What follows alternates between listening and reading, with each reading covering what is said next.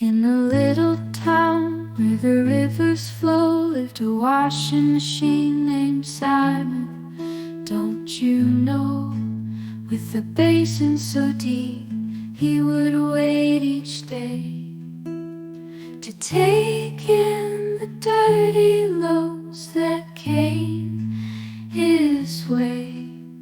Simon loved to spin and swish all through the night,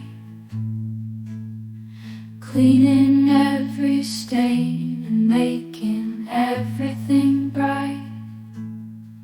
For it was in the soiling he found his true grace,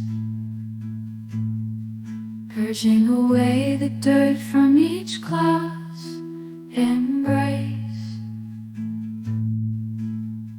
Oh, Simon, the washing machine with a heart so pure, he yearned for those dirty loads. Of this he was sure.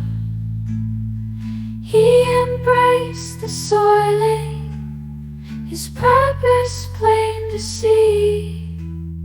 Simon, the washing machine, the cleanser of debris.